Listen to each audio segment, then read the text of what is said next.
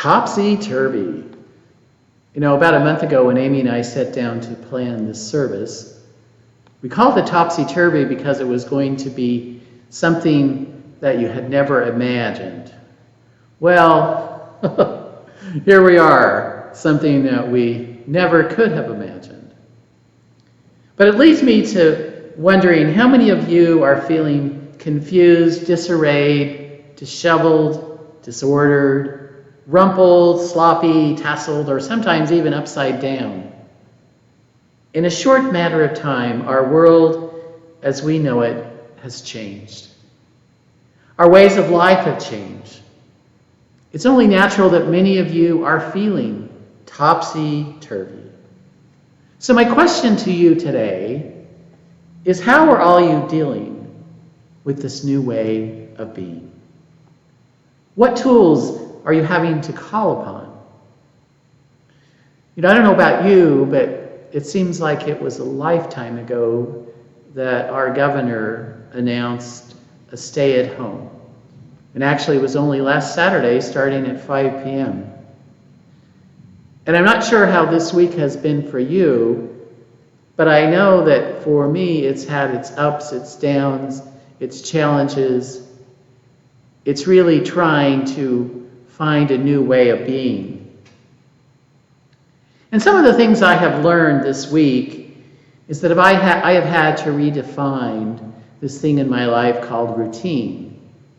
You know, I've always been a kind of a routine person, rise at the same time, go to bed close to the same time. I know each day what I'm going to do, and it's all planned out.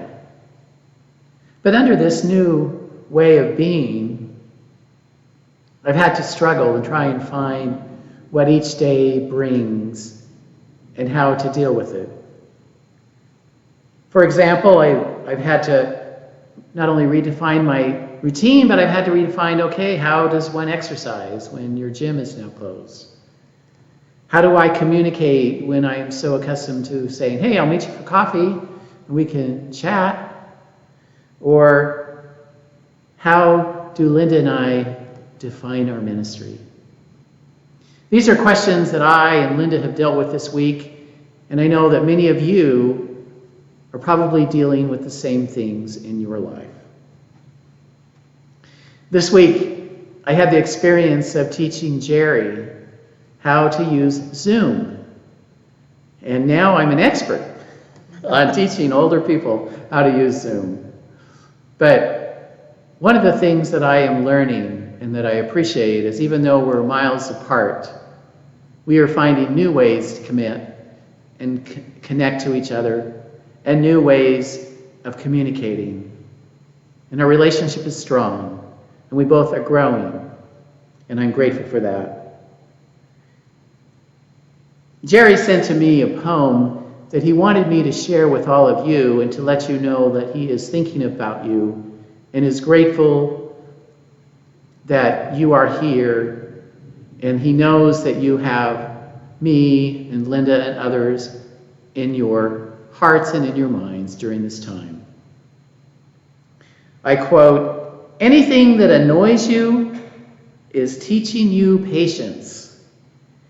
Anyone who abandons you is teaching you how to rise to the challenge.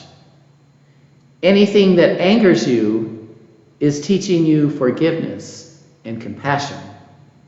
Anything that has power over you is teaching you how to take back your power.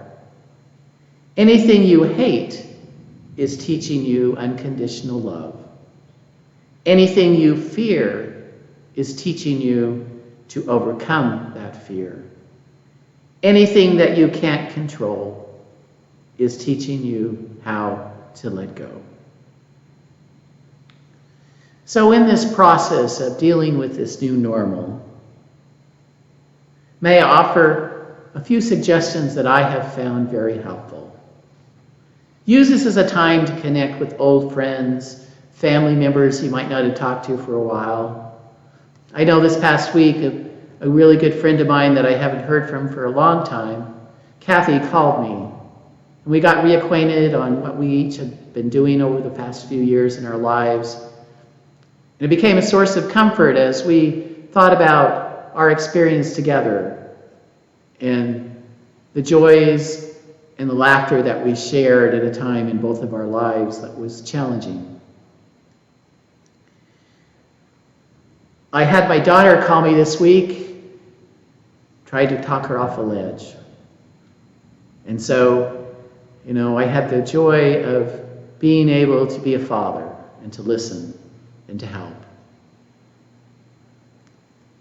One of the other things which has brought tremendous joy, is connecting with many of you by way of Zoom, seeing your smiling faces, listening to your words, and knowing that you are okay.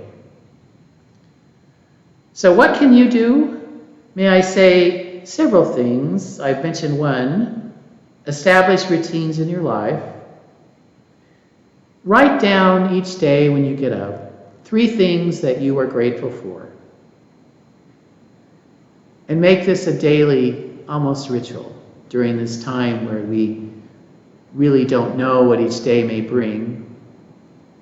And I promise you that as you do this, you will find a sense of resilience and joy that will help you in those times where you're feeling down and where you need to feel up.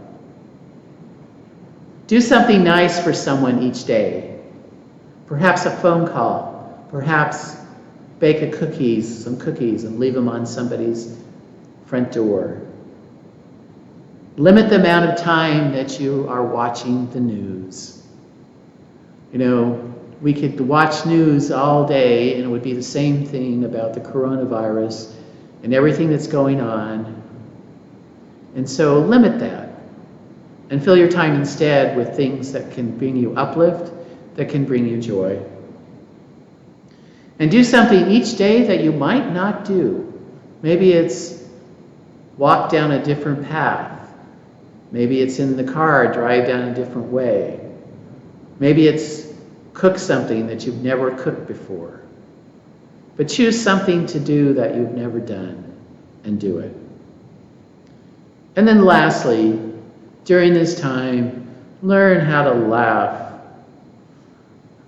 The other day I was realizing that I didn't even know what day it was, let alone the date.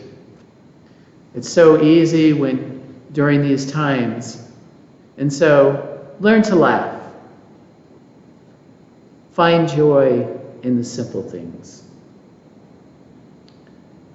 In closing, may I leave these words with you, which are by Laura Kelly Fanucciu, and I quote, "When this is over, we may never again take for granted a handshake with a stranger, full shelves at the store, conversations with neighbors, a crowded theater, Friday night out, the taste of communion, a routine checkup, the school rush each morning, coffee with friends, the stadium roaring, each deep breath, a boring Tuesday, life itself.